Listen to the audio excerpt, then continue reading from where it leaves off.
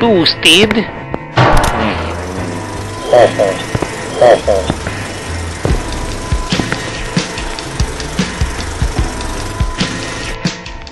Hi everybody, I am Ben Green and I'm here with my two best friends, Anthony Thomas, Jermaine Sneed, and we have very special guest chaser, ladies. He is here in studio. Evan Sweet Dickin' Clausen. all right. How you doing?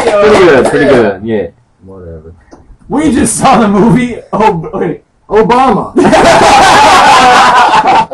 We are Screen Chasers and we just saw the movie Oblivion. You're listening to Three Pump Chumps, and Anthony, what is this movie about? Like, I don't know what to say. I refuse to give a synopsis on this film. What? I refuse because I don't want to give anything away on this film. Well, you don't want to tell them about the thing with the... Nope. I don't even want to tell them about the thing with the... Wait a minute! What about that one thing? Nope. Not even that. What about the giant key? No, none of that stuff. But what I will say, this movie is a sci-fi action adventure. And it's a pretty damn good one. This movie stars Tom Cruise, Morgan Freeman, this Russian chick named Olga, and this ginger chick that nobody really likes. I like the ginger chick. No, you didn't. Moving on. Okay, guys. This was a classic style sci-fi movie. And I'm a big sci-fi fan.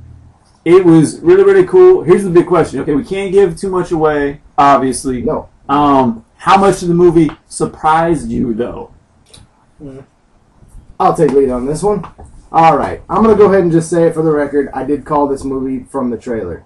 But what I will say is it did a good job of surprising me on the way that it handled it. There was a few scenes in it that they handled really, really well.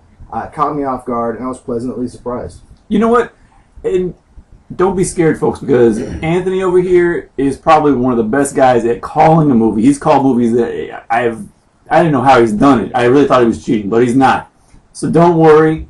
For the regular film goer, I think you could be surprised in some of the stuff in the movie. And you will be. And really, a lot of the stuff is handled... They hit a lot of classic themes in a very original way, which I think is kind of cool. Yeah. I dug it. I agree with both of you. I mean, look, you can kind of know what's going on throughout the entire film, but the way they handled it, the way they told the story, it might not surprise you, but the way they did it was so well done, it'll give you a lot of clarity through it. Hey, Sweet Dick, have you ever seen a sci-fi movie? I have. Really? Yes. Well, how do you think this one compares with those other sci-fi films you've seen? I really liked it. There was lots of, like, homages to the, like, classics. Like an 80s sci-fi film. Yeah, almost, yeah, for really. sure. Yeah, it was. Oh, yeah. It looked like everything in this movie was an Xbox. You said that to me, I was like, you know what? These are the best cutscenes on Xbox I have ever seen. Yes. Sorry, I didn't mean to cut you off, Evan. Go ahead. Okay, well... Honestly, I thought it was a beautiful movie. Oh, that whole scene in the pool, and I'm not trying to give too much away, but when they're in the pool, Woo! I loved it, and not just because of what y'all think Jermaine's gonna love it for. Yes, it was. Okay. No. But I still like the ginger. It was just a well-shot scene. I love the way it looked. Astounding. You know, his delts and his, like, man, like...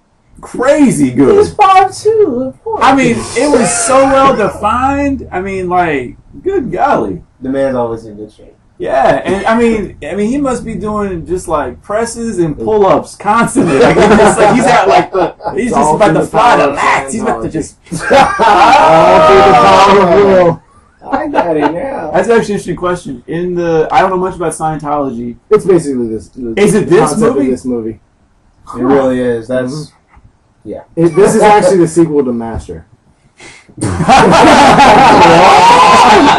did not know that. Yeah, well, a little known This is fact. very interesting. Okay, one thing I did have to say about this movie, like I said a second ago, everything in this movie looked like an Xbox 360. But I kept saying in the back of my head, why does this movie remind me so much of Tron? And that's because this movie was directed by Joseph Kosinski, the guy who did Tron Legacy, which is why you see all those really weird circular or spherical objects. Yeah. Everything is smooth and shiny and pristine.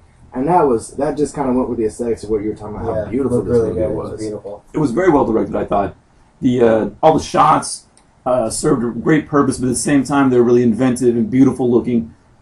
but they didn't like. It wasn't. There weren't a lot of shots that were just the sake of, hey, look, this is a badass effect and everything. Yeah. You know, I mean, this is not, everything was functional. It was. Yes, everything was like, oh, this is like telling me a little bit more. I get a little bit more, and I liked it.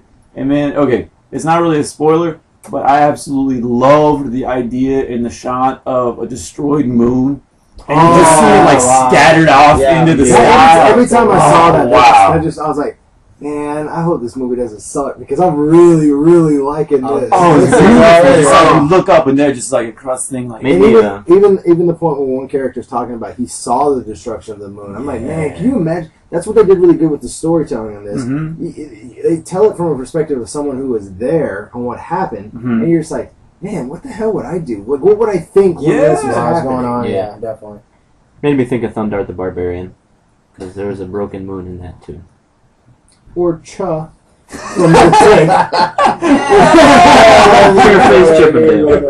know what I loved about it though? All the shock and awe of all the futuristic things that they showed throughout the movie. It made me enjoy the nature scenes more. It made me appreciate nature even more. I want to live in that place. Tommy built my vacation home. I was like, it's lovely. You carpenter mother. Shooting hoops. Oh yeah. How long did it take Listening to Led Zeppelin. The music choices. Good job, buddy. Wow, really impressed that Led Zeppelin allowed them to use that track. Like, a lot more Led Zeppelin in movies, like for a long time, for like 20, 30 years, they would not allow any of their songs to be played in anything. Yeah. And now lately you're hearing it more, and in this movie, Yeah. it was beautiful. Yeah. One other thing I gotta talk about. Alright. Was I the only one in the theater? And we haven't talked about this movie. We haven't. Yeah. This is the first time we've actually been talking about it between the four of us. But was I the only one that was going, highway to the danger zone? When he was doing the whole like jet fighting thing, I was like, it's Top Gun! 2077 Top Gun! He's in the canyon and he's going through, and it's like, and like he even gives that look like, you know, like he click. He's kind of like, I'm going off calm. I would test Anthony started humming the song, and I knew what was going on. Danger zone! And I was like, there's the whole, the whole chase scene, and I'm like, don't worry, lady, he's got it. I'm a Maverick, baby. Like, you're There's no safer place in this universe for you to be right there in that cockpit.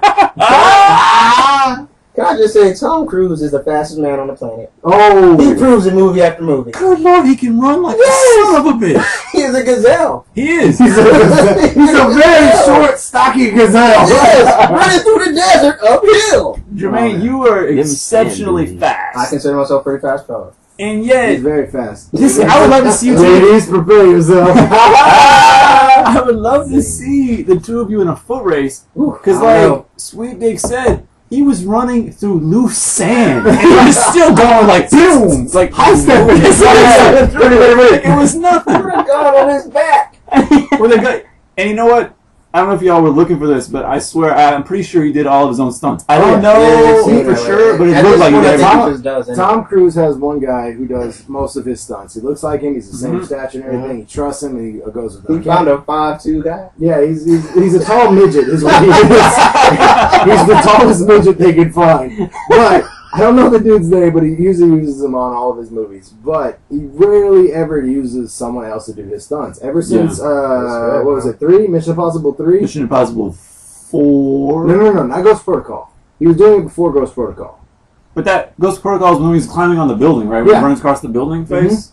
He's doing his own stunts for 3 as well. I believe he was. I believe 3 is when he started doing most of his own stunts. Because at that point he was like, everyone thinks I'm batshit crazy. I really gotta kind of bring people back in. Well, there were lots of shots and things in the movie that, in Oblivion, that were just there to reinforce the fact that, hey, guess what? Tom Cruise just did that because it's like it's a single shot. He jumps up like.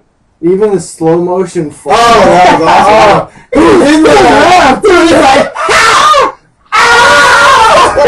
That was the most realistic like sequence in the whole movie. I was like, those are the most genuine reactions. It was just good acting choices because like I got you good fucker, and gotcha, and then it's like